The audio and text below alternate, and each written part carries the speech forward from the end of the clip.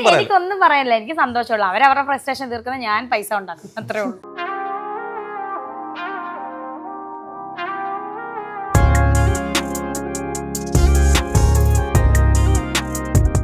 രേണു ഒരു അഭിനയത്തിലും രേണു ഒരു ആൽബത്തിൽ അഭിനയിച്ചു.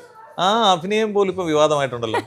അത് രേണുസുതി അഭിനയിച്ച അത് വിവാദം വേറൊന്നുമല്ല. അത് ഞങ്ങള് ദാസേട്ടൻ കോഴിക്കോട്, ഞാന്, പ്രതീഷ്, അക്ഷയ്, ഈ 4 പേരാണ് ഞങ്ങൾ അഭിനയിച്ചത്. RJ ലച്ചു ഡയറക്ട് ചെയ്ത് നല്ലൊരു മനോഹരമായ ആൽബം, കള്ളിപ്പെണ്ടും കള്ളുകുപ്പി, ഇതാണ് ആൽബത്തിന്റെ ടൈറ്റിൽ.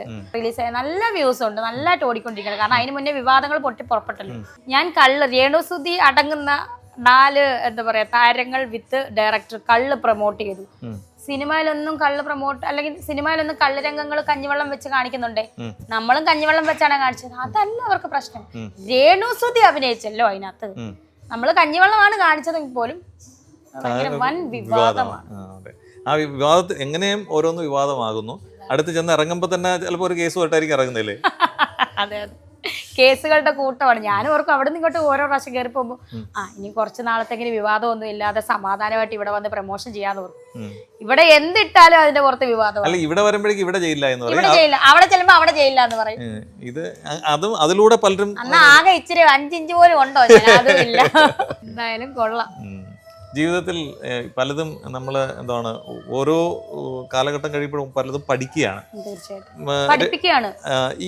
ഈ ജീവിതത്തിൽ ഇത്രയും ജീവിച്ചപ്പോ എന്തൊക്കെയാണ് പുതുതായിട്ട് പഠിച്ചത്? ഇപ്പൊ എനിക്ക് 33 വയസ്സ് തികഞ്ഞു, 34ലോട്ട് കേറി.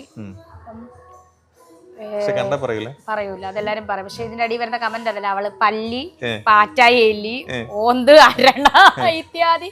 കാരണം ക്യാമറയിൽ ഒരു വേറൊരു ഫിഗറാണ് എനിക്ക് നേരിട്ട്. അതിനാണ് ഞാൻ എല്ലാവരും നേരിട്ട് കാണുക. നിങ്ങൾ നേരിട്ട് കണ്ടിട്ട് എൻ്റെ അടുത്ത് നിങ്ങൾ ഇനി അല്ല അത് ഓരോ മനുഷ്യരെയും ദൈവം സൃഷ്ടിച്ചിരിക്കുന്നതാണ്. അതായത് ഇപ്പൊ നമ്മള് ക്ലേ കൊണ്ട് ഉണ്ടാക്കുന്ന മോഡലല്ല മനുഷ്യർ, അല്ലേ?